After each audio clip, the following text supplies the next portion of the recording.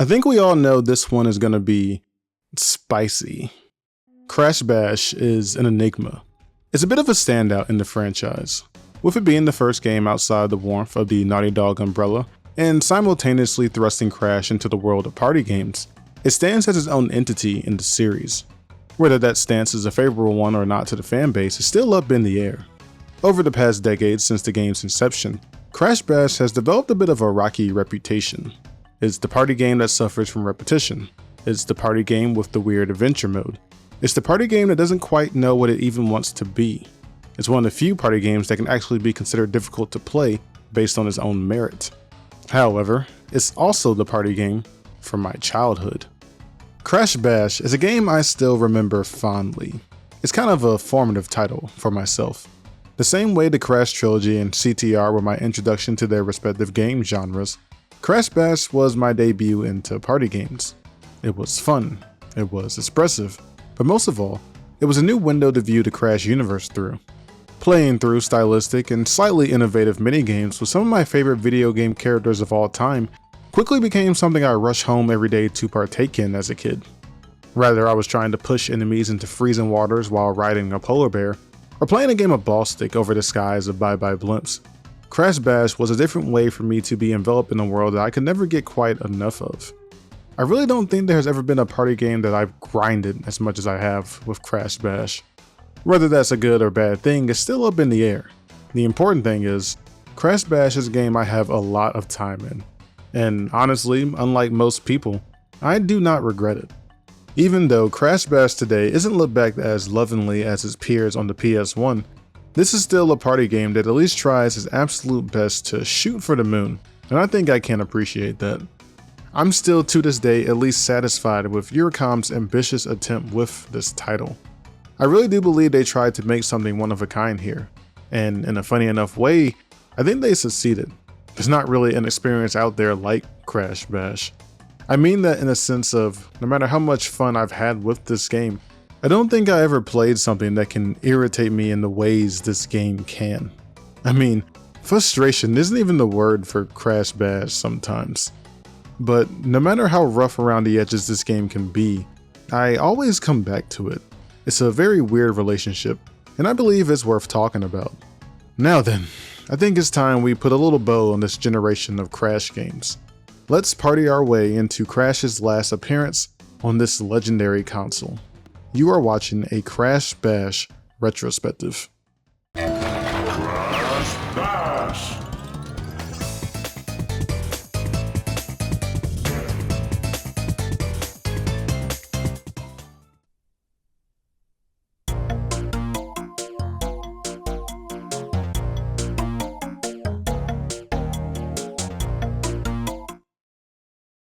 Three, 2, 1, go!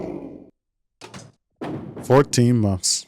It had been 14 months from the release of Crash Team Racing to Crash Bash. Believe it or not, that was the longest gap between releases the franchise had seen at the time. I know that sounds absolutely insane these days considering how long we wait for Crash games now, but in the moment, this meant something. There were changes going on in the background. Naughty Dog's contract with Crash was up, and they were moving on, beginning Crash's tour of different gaming studios. His first stop, Yorm Entertainment Software, a studio at this time that was pretty seasoned.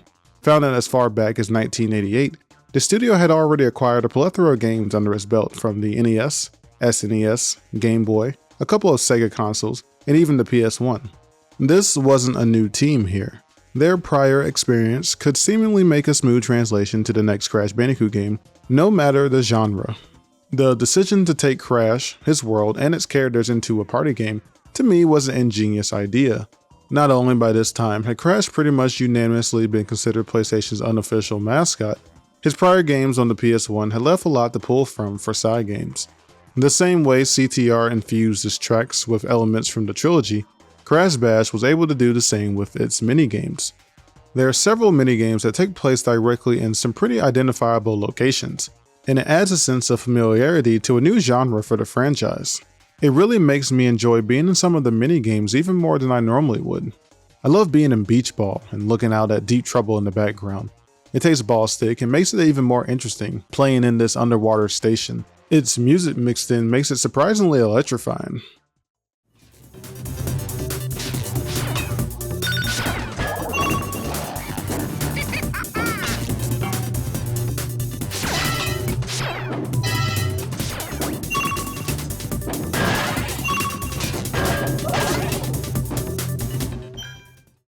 I really love being in Space Bash. Definitely my favorite game in this entire package.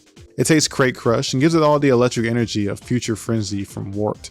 It actually takes it a step further, remixing the stage into a nighttime aesthetic, making me a bit sad we didn't actually get a night version of a Future Frenzy level in Crash 3. I can't be the only one wanting this, right? Space Bash's breakaway floor gimmick makes it one of the most dynamic levels in the game. I could play it for hours.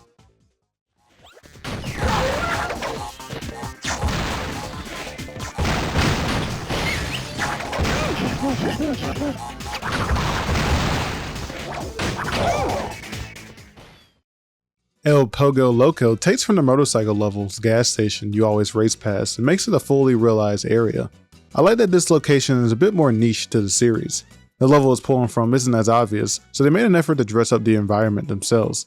A couple of cacti, some spare tires, and a rundown shack, and we get a believable enough gas station that's at least quaint enough to hold this Pogo minigame.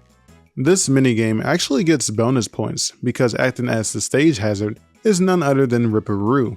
I can't tell you how gratifying it is to see him hopping around and leaving explosives everywhere, especially having just finished playing Crash Team Racing, where Ripperoo was a main boss whose only weapon was TNT crates. Don't you just love when characters are used correctly?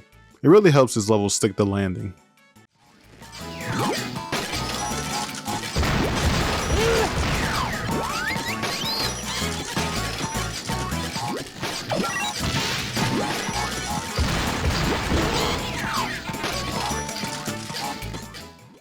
Toxic Dash is a throwback all the way to Crash 1's Toxic Waste.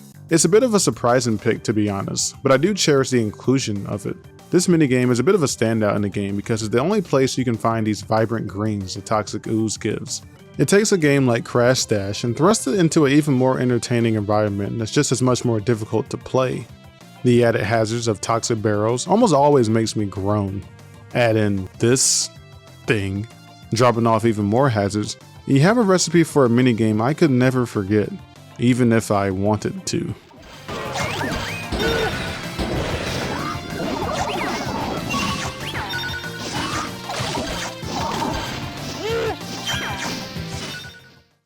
Of course, not every minigame is pulling directly from the trilogy. As mentioned, Yorm was a pretty seasoned studio, and was able to create some of their own entertaining locations that still feel part of the Crash world.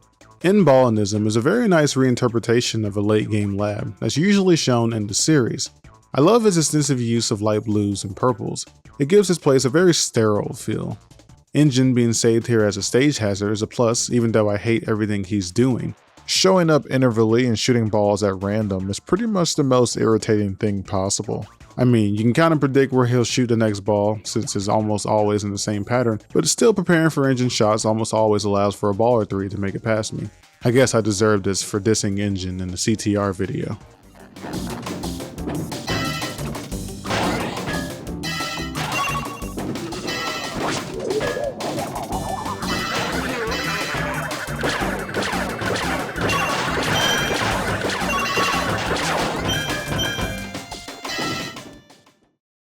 Desert Fox is a vibrant fort in the middle of this dune.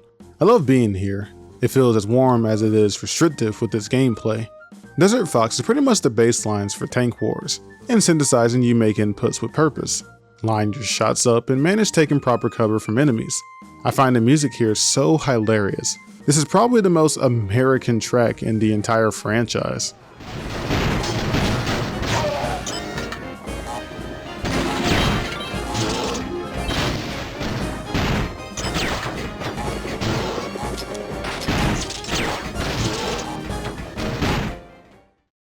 I could go all day like this.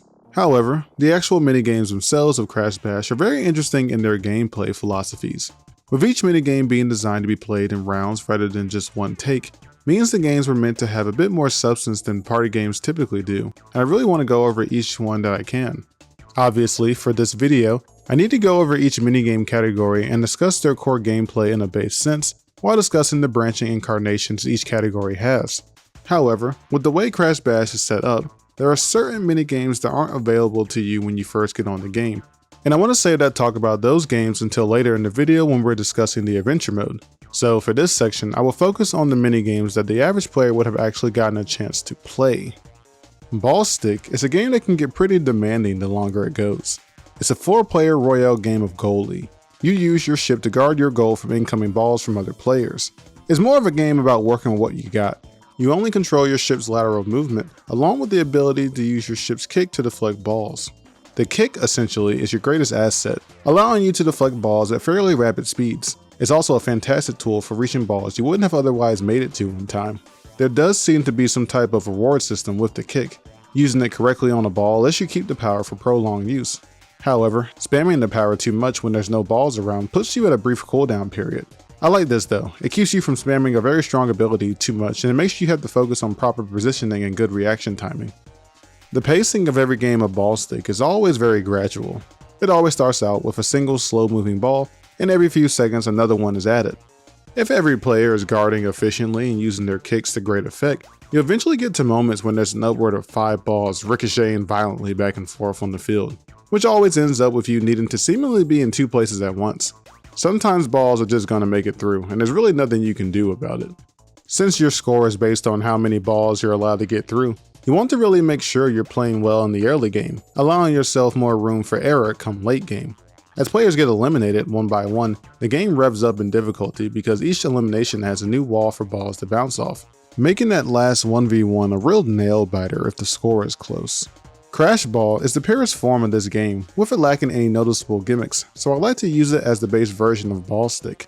The other incarnations of it, however, do their best to add variety to this premise. Beach Ball works almost identical to Crash Ball, except now your ship gets an extra grab mechanic. For a period of time, you can hold on to a number of balls and release them all in an instant. It can be pretty fun to load up your ship with a bunch of ammo and shoot it at the competition. This surprisingly really does make the game of Ball Stick even more engaging than it already was. However, with 3 other characters holding on to balls all at once, along with the much slower pace Beach Ball presents, the game can take even longer than normal. The balls roll out for some reason at a snail's pace, making the beginning of each match incredibly slow. Not to mention, your ship's kick has been nerfed heavily, making the entire mechanic almost feel pointless.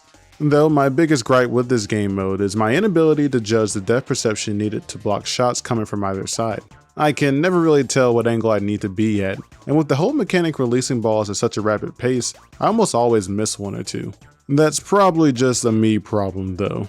I think Beach Ball is pretty cool, and I find this main gimmick very satisfying, but the slower pace does keep me from replaying it often.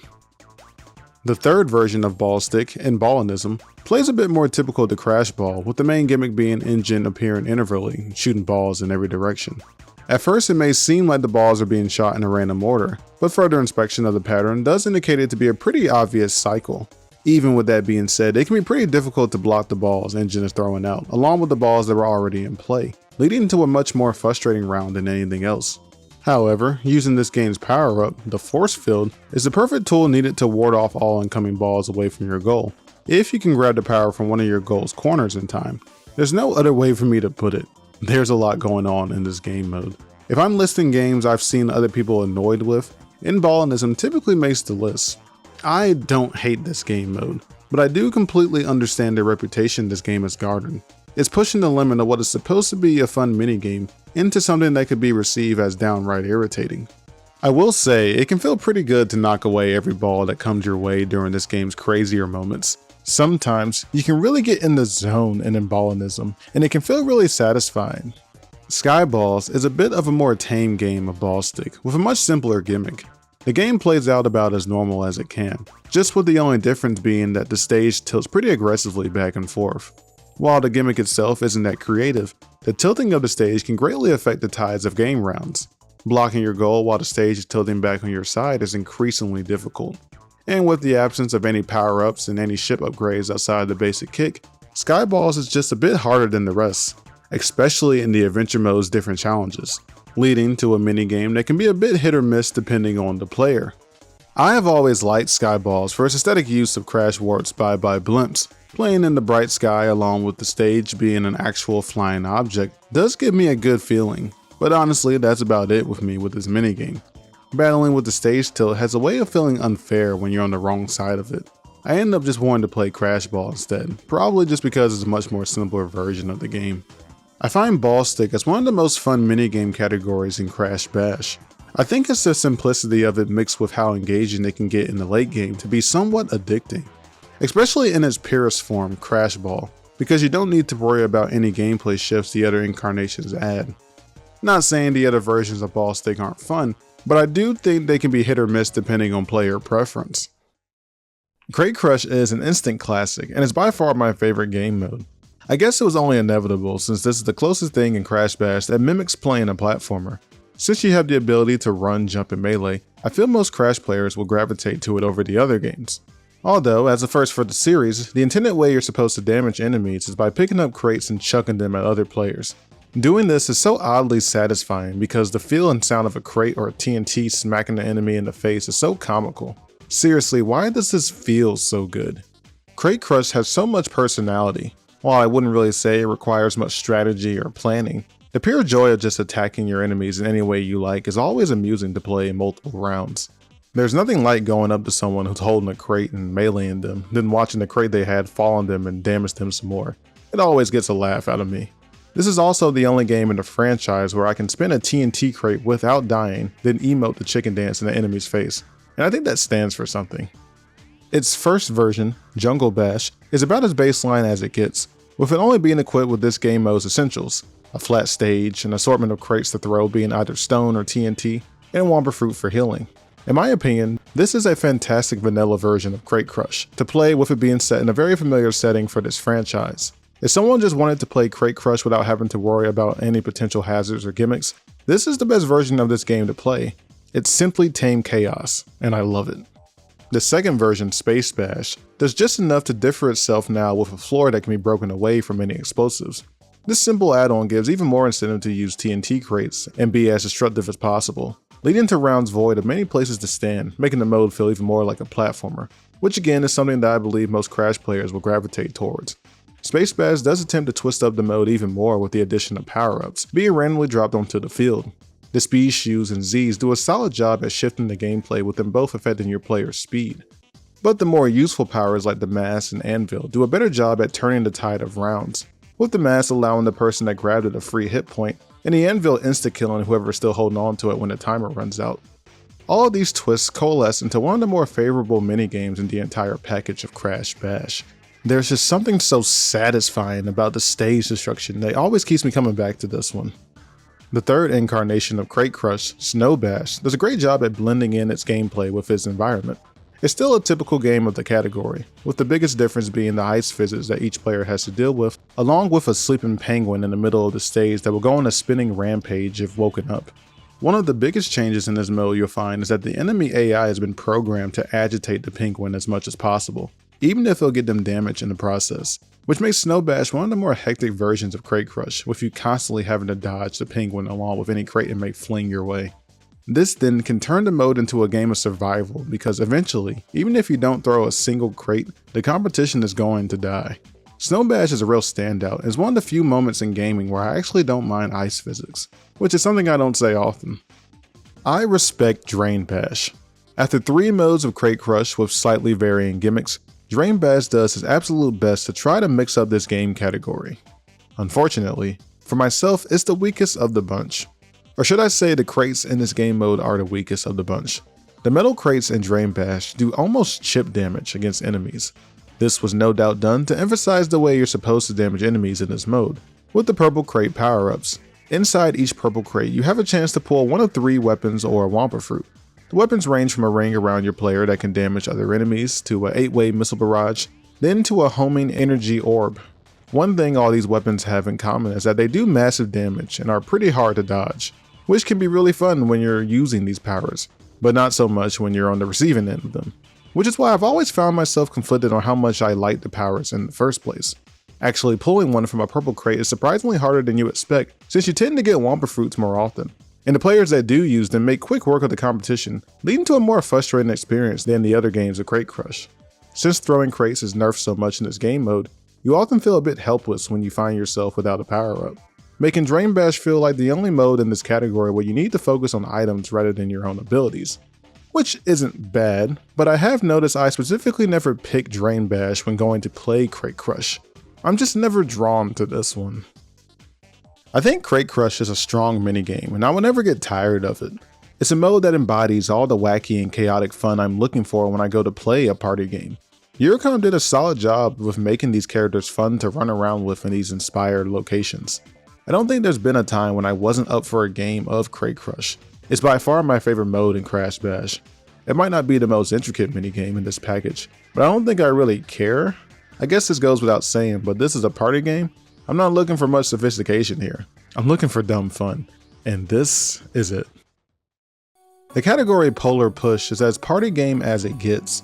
The classic be the last man standing is really the goal of most of these games, but it feels so much more fitting in Polar Push. You want to eliminate the other players before the time runs out by using your push to knock out enemies. While one could say there's a bit of strategy needed for this game, it's mostly based on your skill at keeping an advantageous position to the other players. One of the best ways to fulfill this goal is by managing your stamina bar.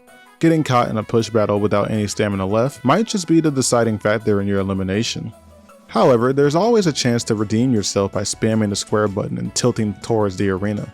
So unless you're on the receiving end of a really bad push, you almost always have a chance back on the field, leading to some matches taking almost the entirety of the allotted time for rounds.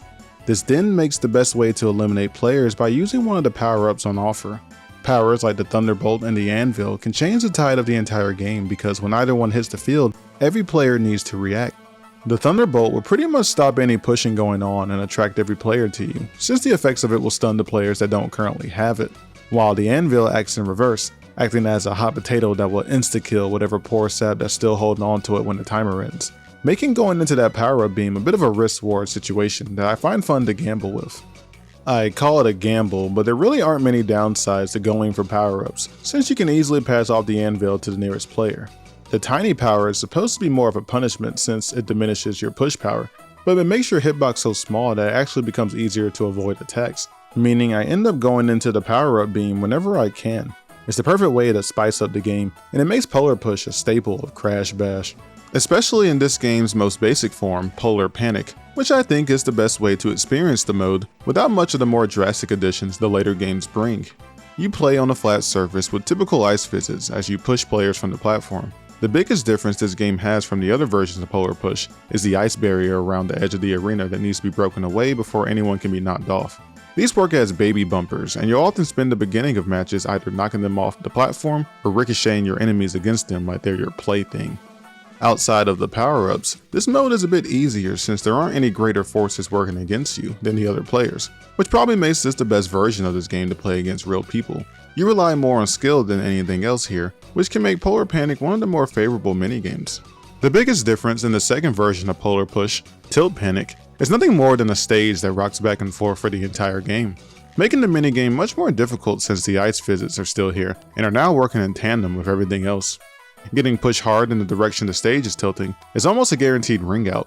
What you'll notice that's missing from the stage is the ice barrier from Polar Panic, which plays out to be a very harsh subtraction from the game, since the tilting stage combined with a hard push pretty much negates your ability to get back on stage.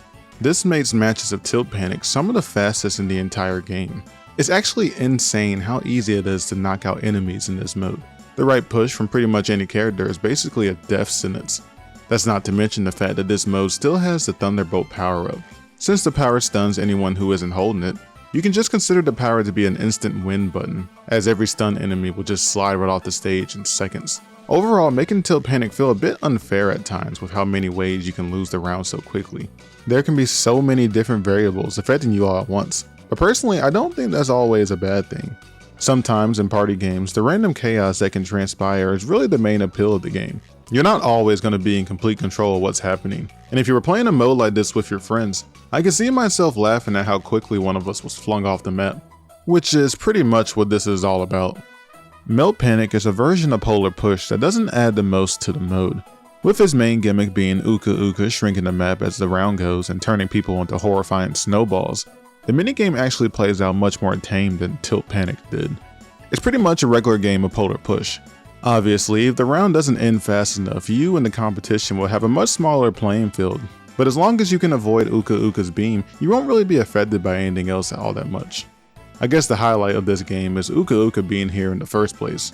Kinda funny seeing the ultimate bad guy of the franchise participate in a party game, of all things. The best detail they added with him is that his beam has 0 helpful powers. Uka can freeze you, snowball you, shrink you, or drop an anvil on you. I think this might be the only minigame in Crash Bash that doesn't have a single beneficial power-up, which makes this a pretty accurate portrayal of our favorite evil mask. Manic Panic, however, is the biggest departure from the typical game of Polar Push. The stage and ice physics are fairly standard compared to the other versions, but the similarities pretty much end once you introduce the bomb power-up and the ways it shifts gameplay. Getting hit with a bomb in Manic Panic doesn't kill you at first, it just knocks you off the bear, allowing a second chance on foot. It can be often jarring to actually control your character sliding around the field in this mode, but it is really cool how you still have an opportunity to win in a state like this. While the push your character gets is really nothing to run home about, you still have a chance to win the game using power-ups. Bombing a player that's already on foot will insta-kill them in an honestly graphic fashion for the year 2000. But it's by far my favorite way to win a game of Manic Panic. I almost never actually tried to push enemies in this mode because the bomb is much more fun to use. It's still Polar Push, but it's nice the game was remixed enough that I don't have to win by using the main mechanic. I like that, it's fun. This then rounds off Polar Push as a solid category.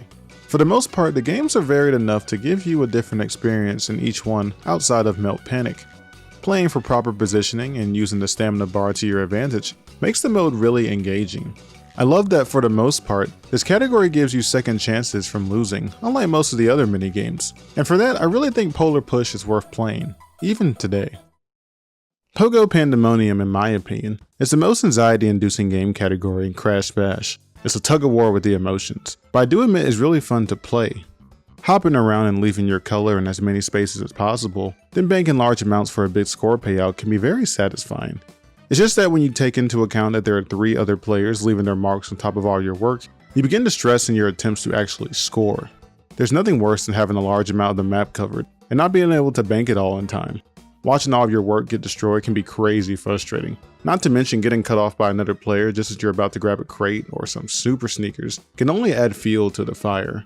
On harder difficulties of this game, the CPU will track every score crate almost before they even appear. They'll also snipe you a million times with missiles, stopping you in your tracks, so eventually this game can really agitate you. But at a base level, I think it's a fine party game that I wouldn't mind playing with friends. The game has an infectious energy, mostly brought on by the sounds of just playing around the Pogo Pandemonium. The sound design of scoring or picking up power-ups and blasting enemies with missiles is done really well, and it makes the rounds feel more arcadey than ever. Pogo Painter is the most basic of the category. It's a simple game.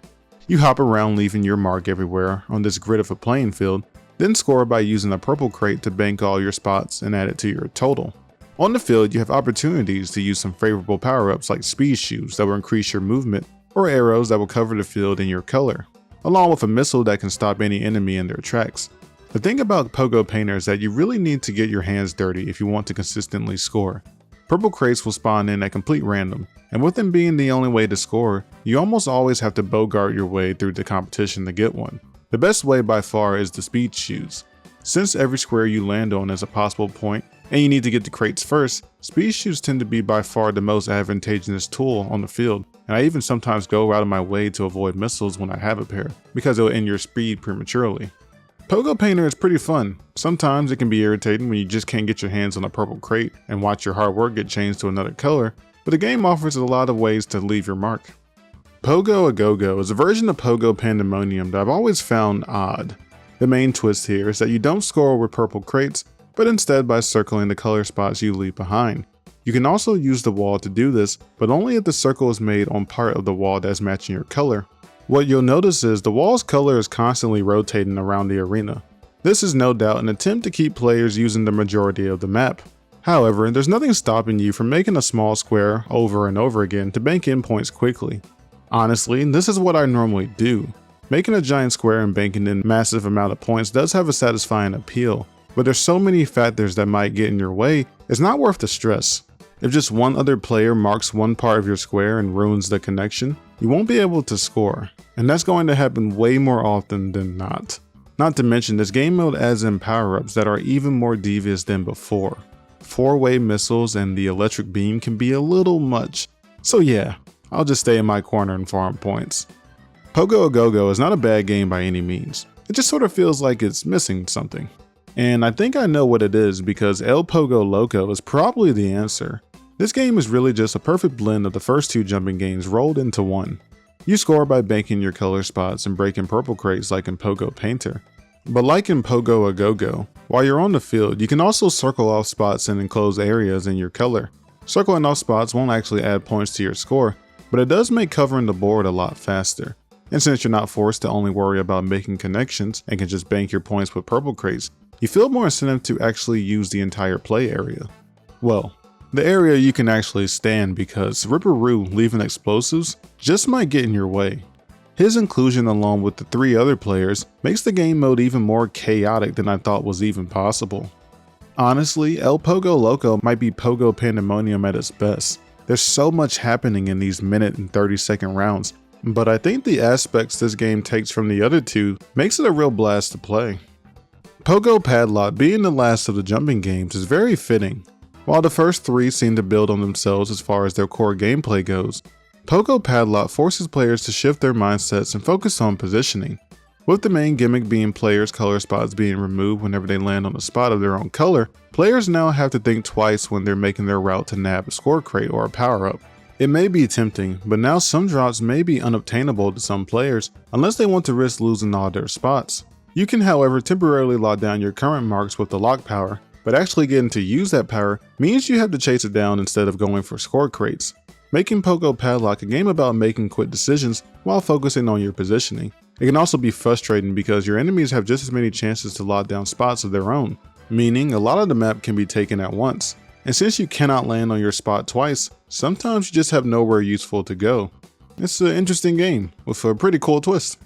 I guess I can consider all of Pogo Pandemonium to be like that. I think it's a solid game mode all in all, but I do mean what I say about this game being anxiety inducing. Like I said, it is satisfying to color a big chunk of the map and bank a crazy score, but it can feel just as worse watching all your hard work get covered up by the other players. Rather it's because you couldn't find a score crate in time, or the enemies are assaulting you with missiles, or the players just won't move out of the way. I mean, sometimes this game is suffocating. But even with that being said, I think Pogo Pandemonium is creative. I don't think I've played another minigame like this one. I mean, I'm not really caught up on my Mario Party games or really many party games at all, to be honest. But still, I don't think I've seen many games that look like Pogo Pandemonium outside of Crash Bash. And honestly, I find that surprising. It's worth a play, even if it's not my favorite. On the other hand, Tank Wars is a mode that I've only come to enjoy more as time goes on. It's the only minigame where you need to get just a little tactical in the way you approach combat. That is, if you aren't bombarded by enemies as soon as the match starts. There's not really anything you can do about that.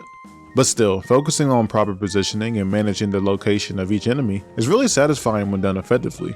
You really need to be aware of every action that's going on at any moment because of the grid-based map you're playing on. In Desert or Metal Fox, at any moment's notice, a column sweeping mine could be placed and you need to make sure you steer clear of it, as the damage those things can do is always brutal. Not to mention, you need to watch out for stray enemy bullets ricocheting off walls constantly, leading to a game mode that really keeps you on edge for the first minute and then becomes even more increasingly intense as their health bar ticks away. It's like a tank incarnation of a game of Bomberman, but with its own shoot-'em-up twist. As mentioned, the shots will bounce off the walls, so you end up feeling like a billiards player trying to calculate the perfect angle to hit enemies with some crazy shots. I often get the most enjoyment poking in and out of cover doing this. It makes you feel like an absolute pro. The only downside comes from player error when you accidentally shoot yourself with your own bullet, which happened to me more times than I wish to disclose. Especially in Metal Fox, since the map layout shifts around constantly. In Jungle Fox, there's a complete gameplay shift with this open floor plan, allowing you to finally have proper freedom of movement. That doesn't go without mentioning how weird this mode feels when you first try it, since the first two game modes were so restrictive. You have to quickly pick up the ability to dodge shots at a moment's notice, since there really isn't much cover to work around, making Jungle Fox feel more like an open brawl than a tactical minigame. But still, Tank Wars is a game that has only risen in popularity for me as I've come back to it. Hard to believe there was a time when I absolutely hated it because as a kid, I could not for the life of me come to terms with the tank controls. Something with my brain just could not comprehend moving with one set of controls and then aiming independently with the shoulder buttons. I think I used to cry because I lose this game so much, so I think I've come a long way with Tank Wars. Crash Dash realistically is the weakest of the bunch. I wouldn't be surprised if people consider this the least innovative game in Crash Bash. While I don't see a problem with having a game mode based on racing, this is the type of mode that its enjoyment is going to almost solely be based on how fun it is to control. Unfortunately, control is pretty much the worst part of Crash Dash. Your vehicle feels extremely light, like scary light. The weight of your hover cart can only be compared to a paperclip. Add in the slippery controls and the ability to be slammed off the map by other players, and you're left with a racing game that feels really scary to accelerate in. You often find the best way to drive in this mode is to hug the inside wall and constantly tilt yourself in the right direction, which by looking at the enemy AI drive comfortably around, I can tell was not the intended way to play by the developers. There is also a boost mechanic fueled from picking up Wampa Fruit, but it only feels like you can use this sparingly without running off the map on accident. I do see the vision in Crash Dash, however. The idea of racing in a style of bumper cars designed to knock off enemies with boosts and rockets does sound pretty amusing on paper. Just in practice, it can start to feel pretty insulting when you get knocked out 4 times in a row because the developers forgot to add in iframes when getting put back on the field. I just don't think I ever click on Crash Dash on my own volition. I guess I could say the same about Ring Ding, the first minigame in this game's special category, Medieval Mayhem. I just don't get a lot out of this one. Fighting to walk around this spinning platform just to try to pop balloons of my own color isn't really one of my more favorable things to do in this game. I'll admit, it's pretty satisfying to combine a black balloon with a vacuum cleaner power-up and rake in the points. Too bad the moment you try that, the enemy AI will come and kick you right out of the air. Either you're dealing with that, or having to judge your jumps against the terrible depth perception some of the balloons in the back have. Ring Ding is just the type of minigame where you know you've seen it all after you played one round. Not the worst, but could use some work. This idea might just need to be fleshed out some more. However, as varied as all these games are, I do believe when we sit back and look at the whole of Crash Bash's game modes, I see a fun collection here. Obviously, some games shine more than others, but I think there's a good chance that just about any player could at least walk away with a couple favorable game modes. A really big critique of Crash Bash at the time of its release was that there wasn't enough variety in its modes.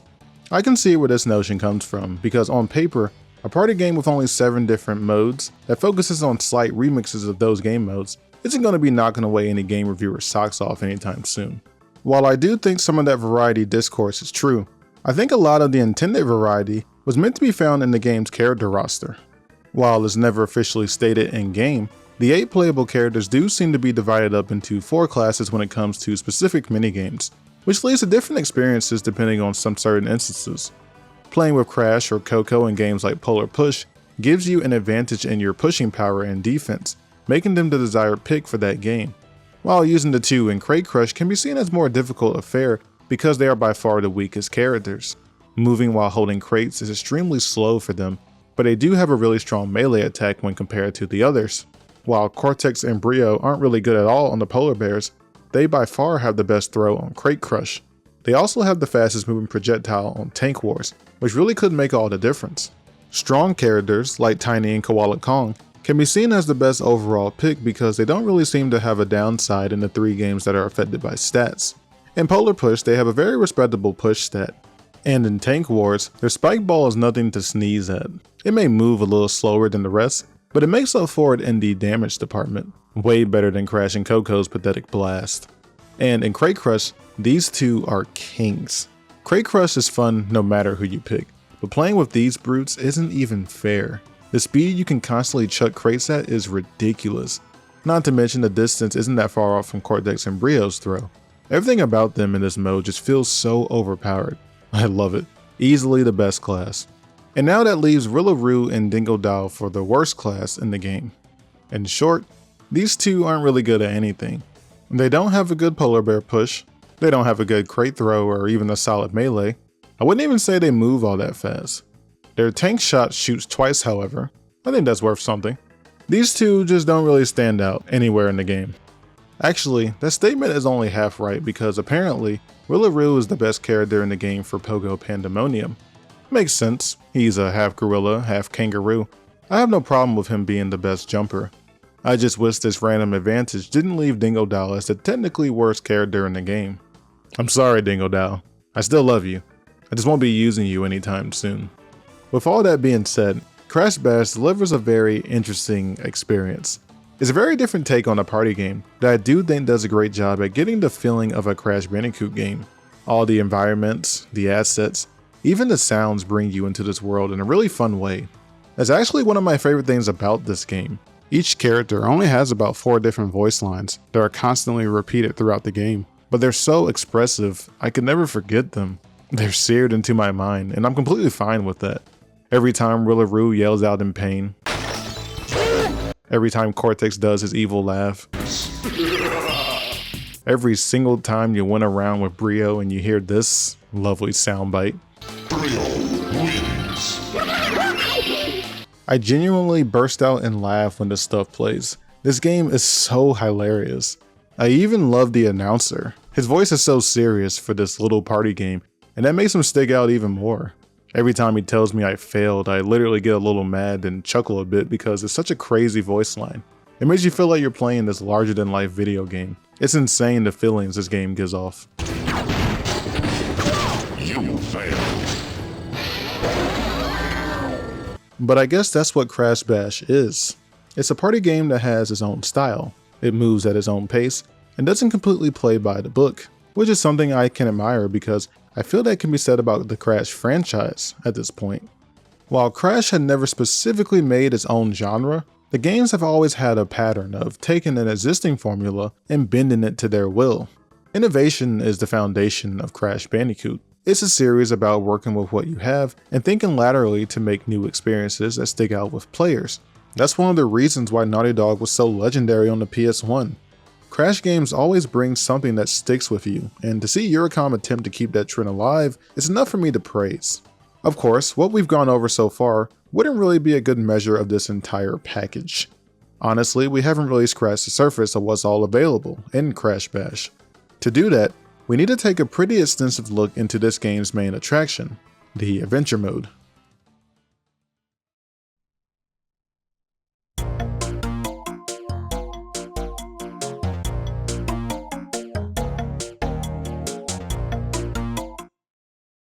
In a very surprising turn of events, Yorm was able to craft an entire adventure mode in Crash Bash. I have to admit, I'm still a bit impressed by there being a full-on single-player or co-op campaign revolving around playing minigames. It even feels like a typical Crash adventure. You got your warp room floors with 5 levels apiece, which sort of mimics the setup of Crash 2 and how you climbed your way up to each floor. To climb floors, you first start off collecting trophies as your main collectible. As you ascend to higher floors, you start needing more and more of the game's other collectibles as well for progression through gems and crystals, making for an adventure that gives you a fair bit of variety in the collectibles you need to acquire. Like stated before, trophies act as the main collectible for each level. To win trophies, you need to win 3 rounds of a minigame. This acts as your main level progression method while on floors, and as such, every trophy round minigame is set at a base difficulty. However, with trophies requiring 3 round wins, there's always a much bigger potential to waste a lot of time because the 3 other CPUs you're going against can just as easily win a round or 2. Worst case scenario is you play 9 rounds of the same minigame and have to restart the entire thing. And with each game mostly taking around a minute 30, or in Ballsta's case, as long as it needs, playing this long with no trophy can be pretty frustrating. With that being said, getting trophies in the early game is really fun and satisfying. But around the 3rd warp room, the game really ramps up in difficulty, making trophy collecting more of a chore than anything else.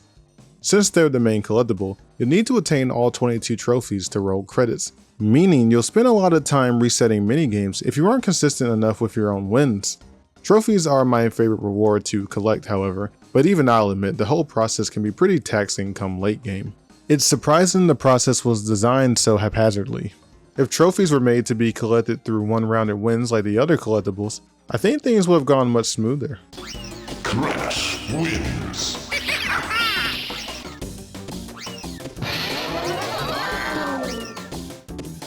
Things wouldn't have been perfect because gems are in fact weird, and their challenges pretty much come down to 2 variations.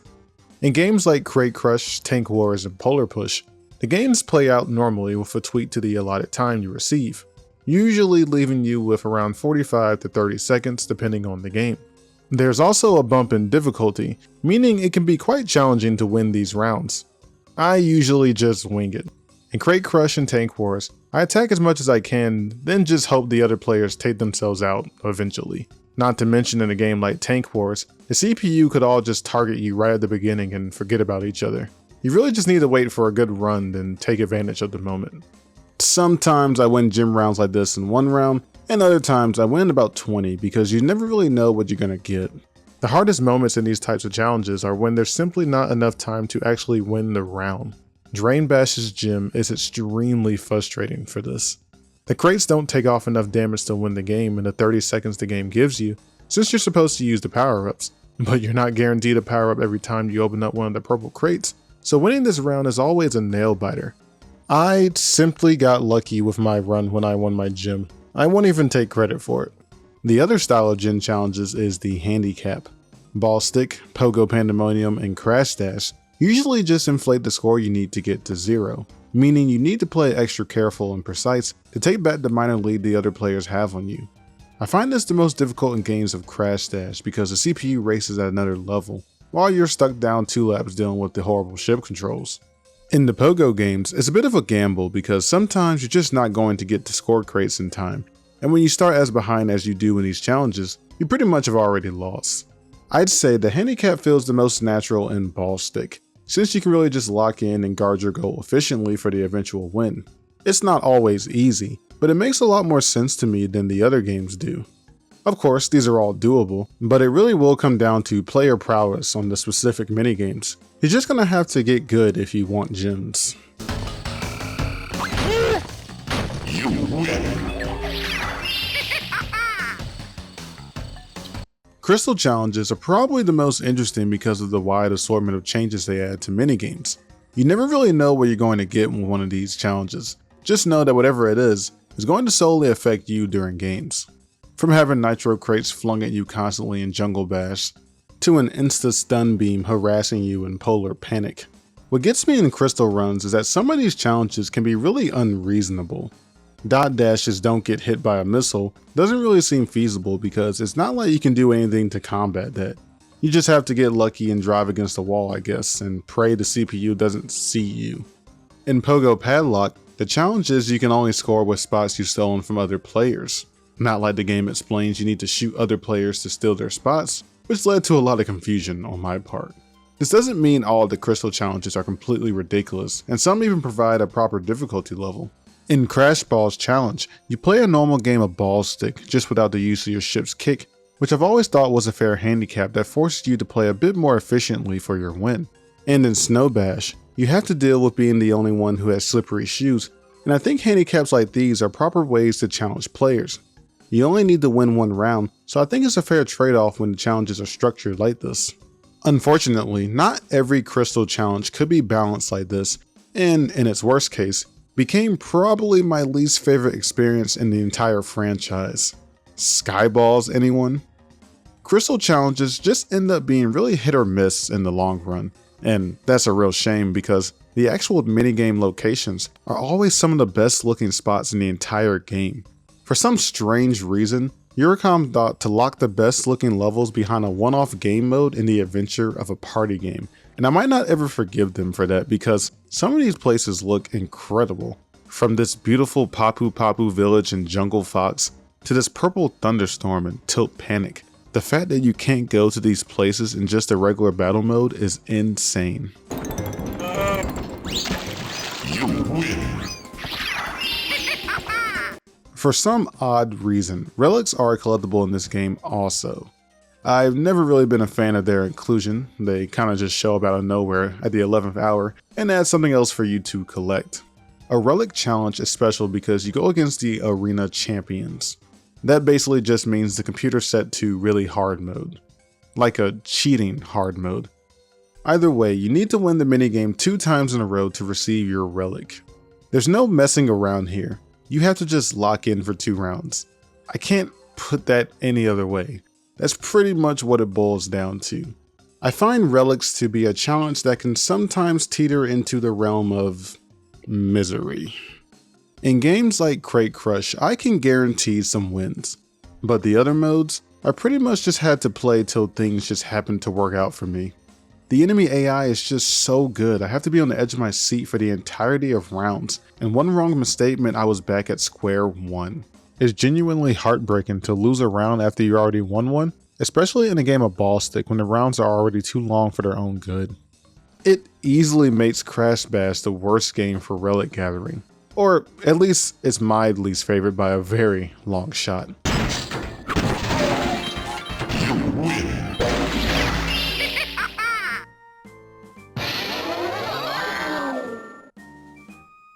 I'd say the best thing having relics in this game does is it makes the adventure feel even more expansive than it already did.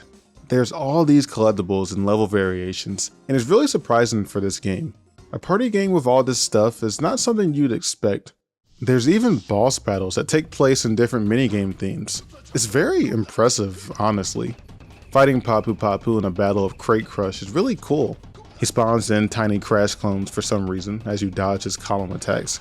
He even dies at the end. It's actually insane. The Baronator isn't really a character I would have picked for a boss battle, but it is a surprise variety-wise. It's a great excuse to make a boss battle around the Polar Push minigame. You dodge stun missiles from these robot dogs he sends out before you grab a missile and play the first Crash Bandicoot FPS game. The Komodo brothers show up in an engine-style mech suit in the game of Tank Wars. I've always loved how you dismantle their machine in phases.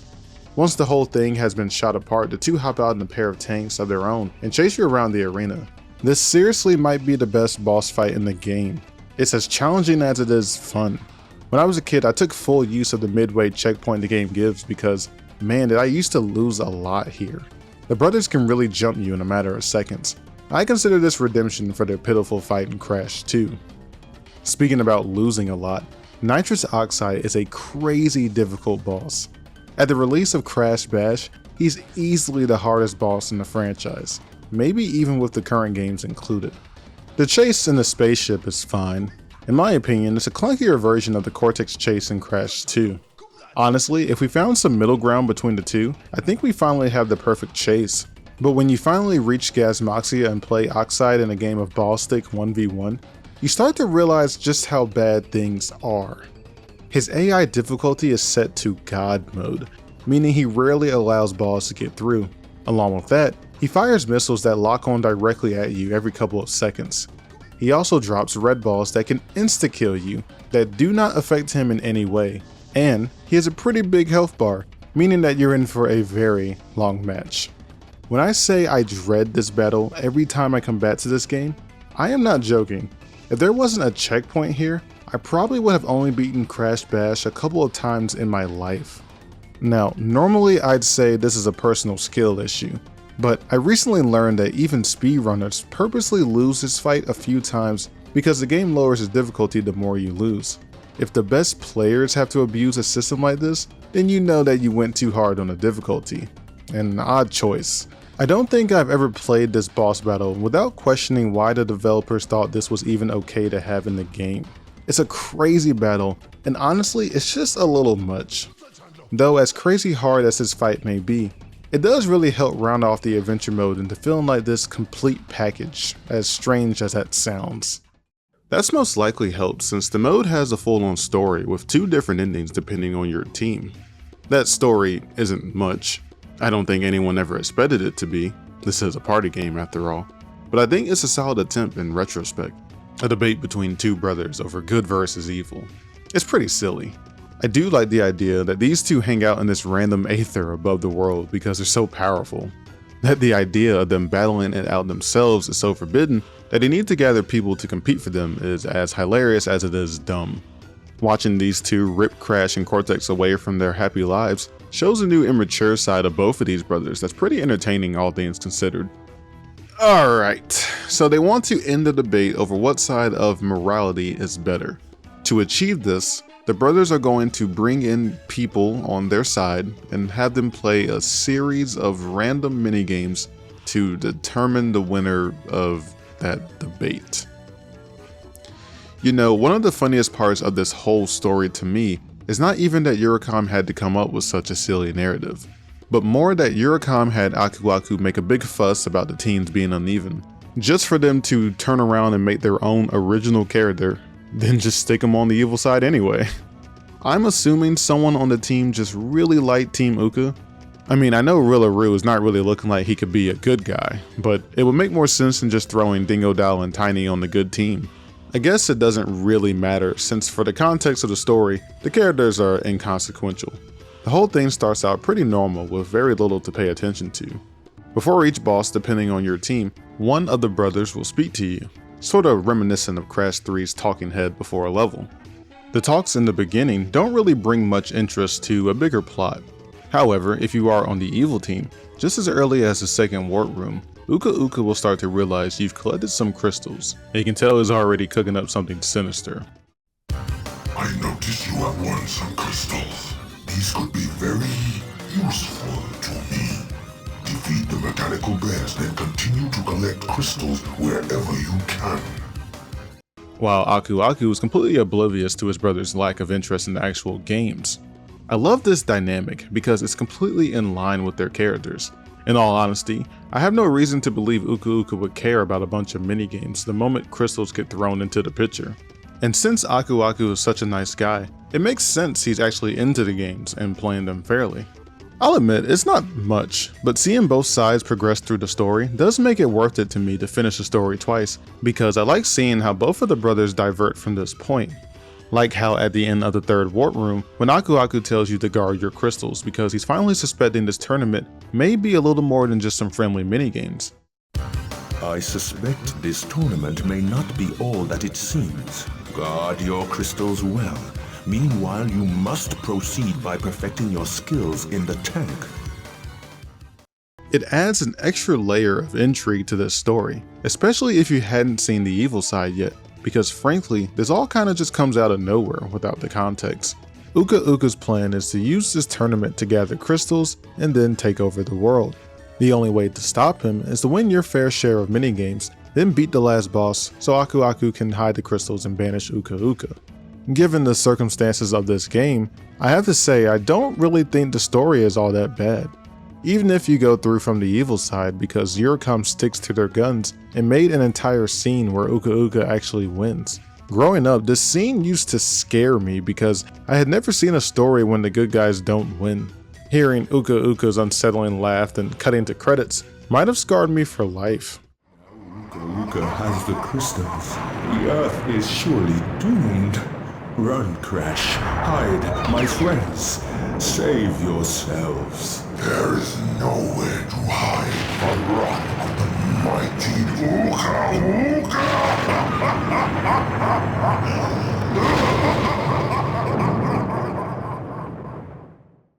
This adventure mode really is fleshed out for what it is, and I can pretty definitively say I think it does a good job at giving this game an extra layer of content that honestly you could play for hours, and even more impressive, with a friend. The choice of a 2-player co-op adventure was so cool at the time of this game's release. I always used to bug my brother to play this game with me, because this game came out in a time where co-op Crash Bandicoot was only a dream. It can be really cool to work together with your partner and win some of these games. Although, I've always found it really difficult to finish a whole co-op adventure. This is mostly because the game was made without a dropout feature. Once you start a co-op run, you finish it in co-op. Meaning if your partner has to leave or doesn't feel like playing, you're stuck with a useless save file. This is the sole reason I never even knew about the alternate ending that's only in the co-op mode. If both players are on different sides by the end of the game, then you're forced to play a tiebreaker match with Crate Crush to decide it. My mind was completely blown seeing this kind of stuff. It's pretty crazy how there's always something extra to do in Crash Bash, and the majority of all that is pretty much made up with the adventure mode. I guess you could say Yuricom wanted to go the extra mile with it. It was no doubt an ambitious endeavor that was clearly intended to be the main attraction in the game.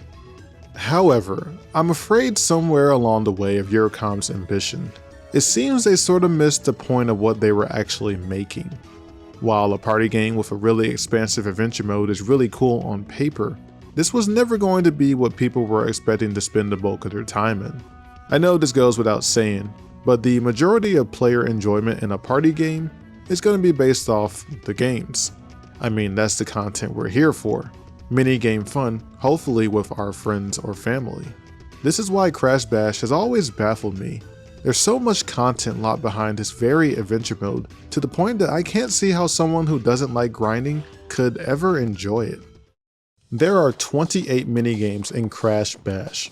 In battle mode, where you can freely play all your minigames, of those 28, only 12 are available when you first get on the game, while the rest are locked behind winning a trophy in that game in the adventure mode.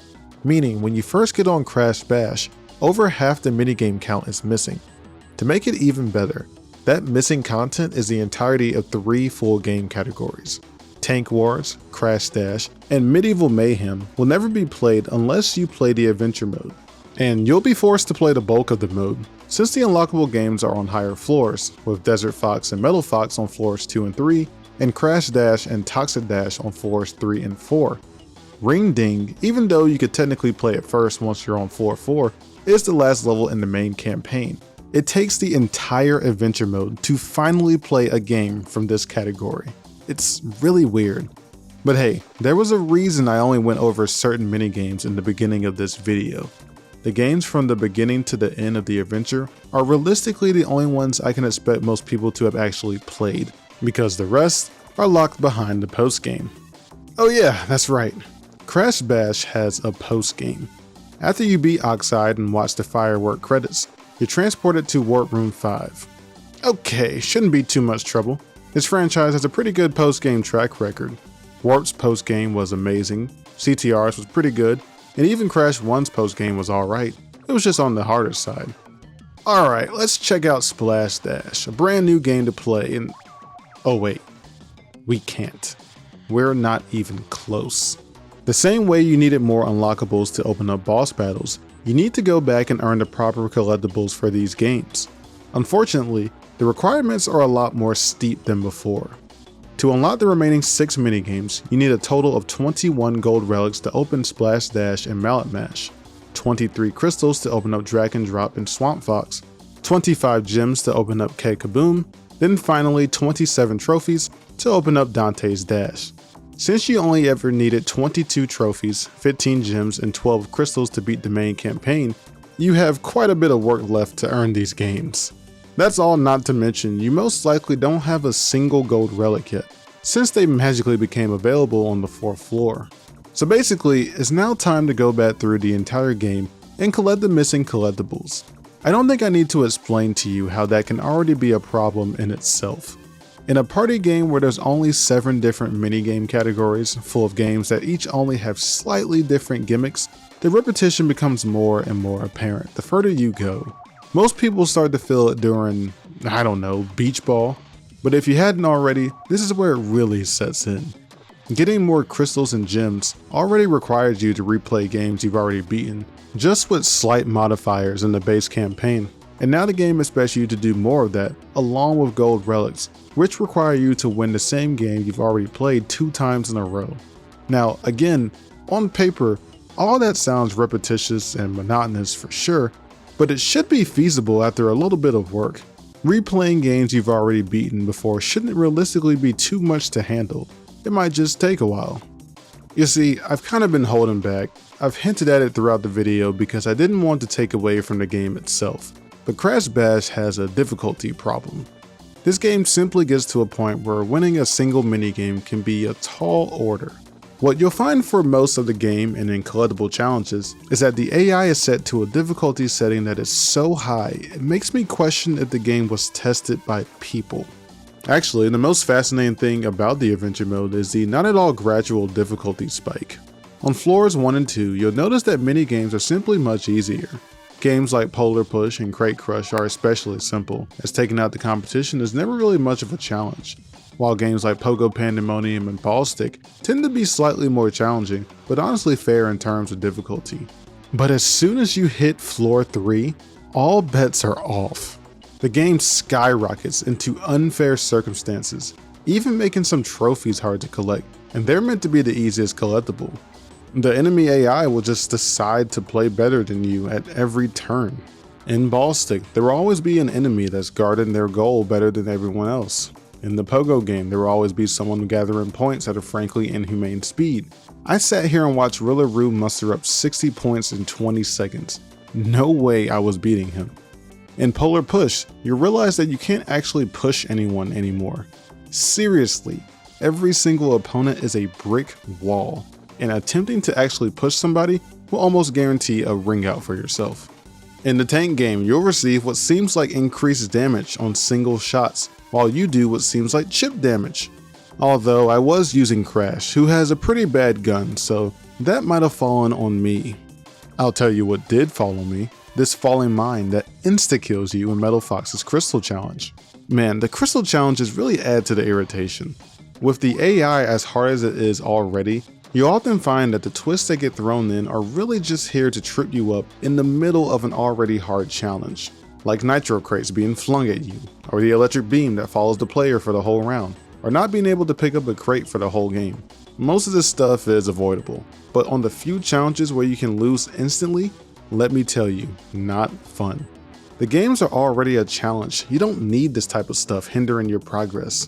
Don't land on a mushroom or you lose. Don't get hit by a fallen mine or you lose. Don't get blown up by a nitro crate or you lose. Don't get hit by a missile or you lose. Don't open the box wrong? What does that even mean? 3, 2, 1, go! You failed. Great. The worst of these types of challenges is by far Skyballs. I would love to hear exactly from whoever at Eurocom cooked this one up. Don't touch a red ball sounds so simple at face value. Not exaggerating, this was the toughest thing I did in this game. You see, in this challenge, you're still playing a full game of ball stick, meaning you need to win a 10-ball round. Ball stick doesn't have a time limit, so for an uncertain amount of time, you have to laser focus in on avoiding red balls that are being flung at you at rapid speeds that essentially spring up out of nowhere. You see, balls don't enter the field red. They get turned red sometimes when an enemy uses their kick on them.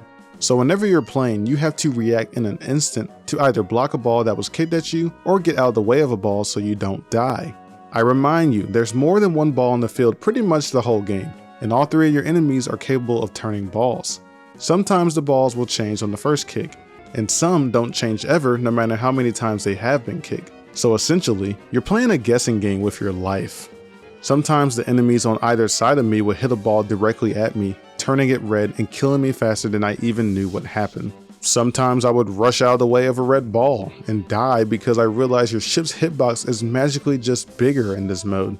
That's strange. When I play this game normally, my hitbox doesn't feel nearly as wide. I think the part I dislike the most in this game is how the red ball extends the round.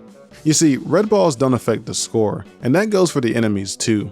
The problem for me is that it leaves the enemies completely unpunished for changing balls. They change them, they go through their goal, and the game score doesn't move at all, prolonging this mind-numbing experience. Genuinely my least favorite part of my playthrough. I'm not ashamed to admit that I played Skyballs for an hour straight, and I didn't even win the crystal.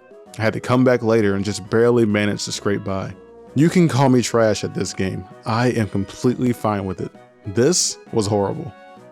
It's experiences like this that made me realize if you play Crash Bash long enough, the game begins to fold in on itself.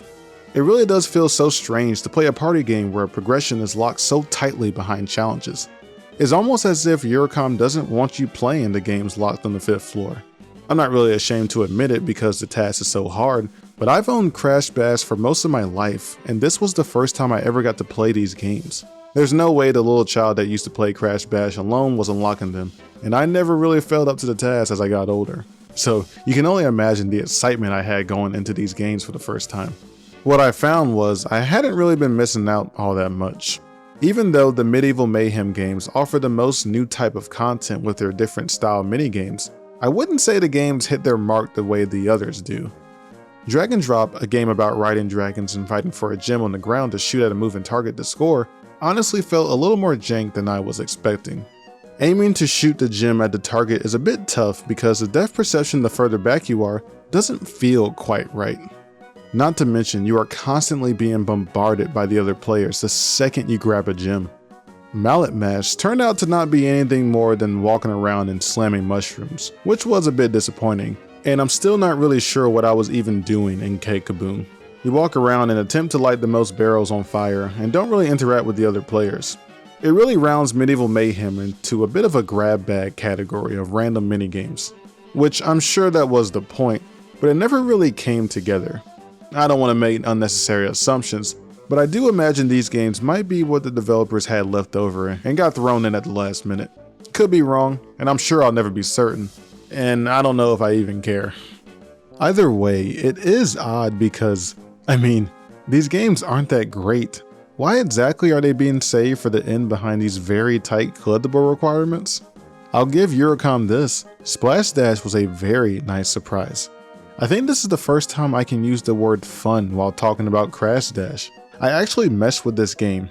Who would have thought just adding a jump button to this mode would have made all the difference? Although I'm certain the Dolphin might just slightly feel better than the hover car. The way you can spam boost your way around the track is something I think that can only be done in Splash Dash. This game is alright in my book. I can't really say the same for Dante's Dash. While I love the prehistoric environment from Crash Warp, it's really just another game of Crash Dash but with some lava rocks every now and then. Honestly, it's just an easier version of Toxic Dash, so I'm not really sure why this game is saved for last. What's really crazy is once you unlock every game in Crash Bash, you're still not done from a completion standpoint. While you have all the actual unlockable content, there's so much more excruciating pain for you if you choose to reach that 200%. You can always go back and gather any remaining crystals, gems, and gold relics, but somewhere along the way you will unlock platinum relics as well. Full transparency here, I didn't even know these things existed in this game. They're not needed to unlock any games, so they're completely here for bragging rights. I decided to try one in a game of Crate Crush, assuming it wouldn't be much different from gold relics. I was wrong. Turns out, winning the 3 games in a row needed for the platinum relic ended up being one of the hardest things I did in my playthrough. The enemy AI was astoundingly aggressive, and for much of the game I felt like they were also taking reduced damage. It's not even that winning the relic took me all that long, but the focus needed to win felt something similar to what I get when I try to perfect a level in Crash 4. It was just a little much. Eurocom actually made me not have fun playing a game of Crate Crush. I didn't even think that was possible because of how much I've loved this game over the years. I'm not really sure what their goal was with Platinum Relics, but if it was to make me speechless, well, they succeeded. The adventure mode as a whole is a real mixed bag in the end. There's really so much good in here. Great games, interesting bosses, a surprisingly two-sided story, but it's all wrapped into this strange package full of random difficulty spikes and very strict collectible quotas that lock away core game content behind it. It's so weird but fascinating. I don't think I ever played a game that's so close to brilliant, but bogged down by what solely seems to be bad decisions. Instead of being this fun side adventure mode in a party game, this mode accidentally became almost insufferable with its challenges. And with this US copy I'm playing and the fact that there's no cheat codes to unlock the rest of the games, the mode feels forced on the player. I completely get that Eurocom obviously worked hard on the adventure mode and definitely wanted players to engage with it. But locking main content in here and making it this hard was a mistake, because this is such a good mode all things considered. This has always made me wonder, if things were just slightly different, how good would Crash Bash actually be?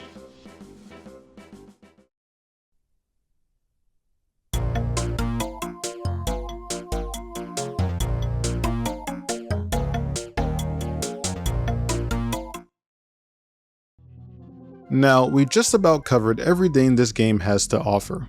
However, it'd be no doubt hard to end a Crash Bash discussion piece without answering the big questions. After the Insane Trilogy release, the floodgates for Crash Bandicoot Remake's interest began to pour in. As someone who checks the Crash Bandicoot Reddit pretty regularly, I've seen fans requesting tons of Crash games to get the remake treatment. Twin Insanity, Wrath of Cortex, but none more than Crash Bash. I've seen so many takes for a Crash Bash remake that even I've pondered on it myself a few times. Could Crash Bash be remade? Would something like that even be worth our time? You know, I think if you were to ask that question to the version of me who hadn't started writing these larger essays on games, the version of me who hadn't recently started going out of his way to play different types of games outside of his comfort zone, the version of me who hadn't been trying to understand what each game's goals are, I would have said no. I probably would have said that Crash Bash is a repetitive, overly challenging mess that has some good ideas that ultimately needs to stay in the past.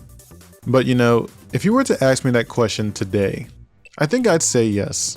I wouldn't mind a remake of Crash Bash. I'm not saying everything needs to be dropped and one needs to be made at this very moment, but if one was made, I don't think I see anything wrong with that. I'd even be excited. Despite all the problems I might have mentioned, I really can't express how much good is still here. Crash Bash as a whole, and especially its adventure mode, really does bring its own identity to the party game table.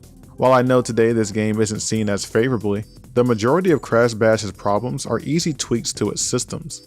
Imagine a version of Crash Bash where the games are already unlocked when you first get on, or a version of this game where the adventure mode has the difficulty setting from the battle mode, or a version of Ball Stick that has a smaller ball count so the game doesn't take too long.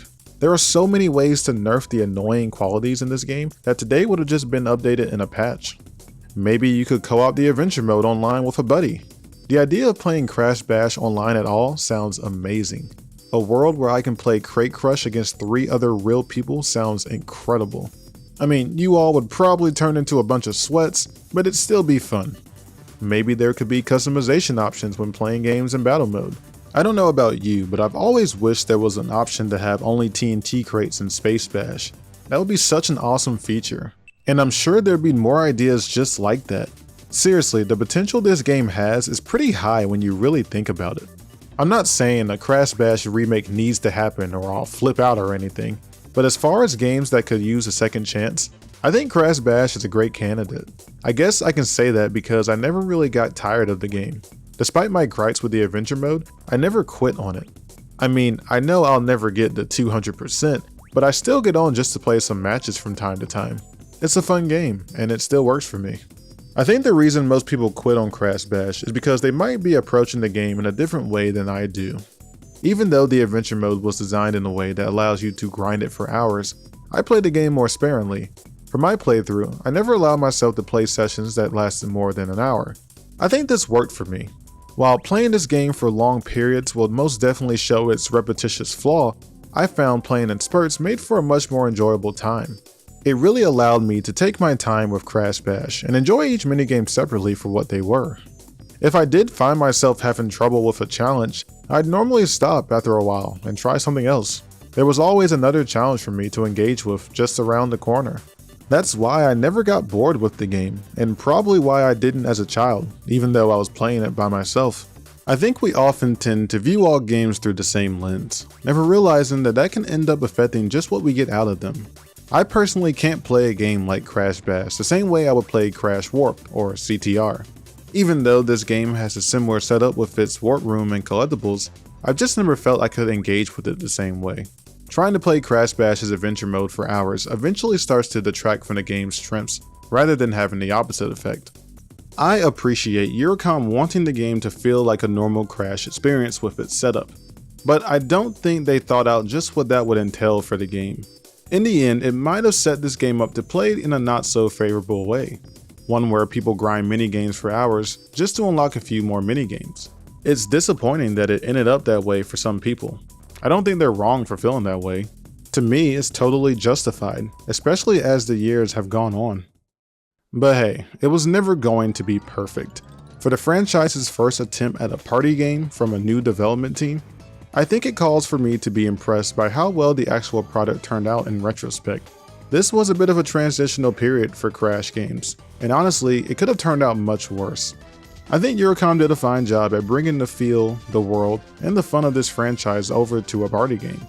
Maybe not every minigame was a home run, but I think there's enough character in them all for them to stand out on their own. The adventure mode might have ended up being a lot more grindy than it probably should have, but I don't think I've ever seen a party game offer up this much single player content. It's impressive, I'll never stop saying that. Crash Bash is a game about give and take. Some stuff works and other stuff doesn't, just like any game. It marks the end of Crash's legendary run on this home console. From here on out, the Crash Bandicoot name would no longer be exclusive to PlayStation. As silly as it may sound, this was the end of an era. It's so quaint to look back at these 5 games on the PS1 and think about how they all left their mark on me in some way. While Crash Bash might not be my favorite game in the series, I'm happy I played it as a kid, and I'm happy I played it now. Even though I may not rank it in the same place I rank the Naughty Dog games, I'm fine knowing that when it comes to Crash Bash, I will always remember that, to me, it's a fun video game, and that's enough.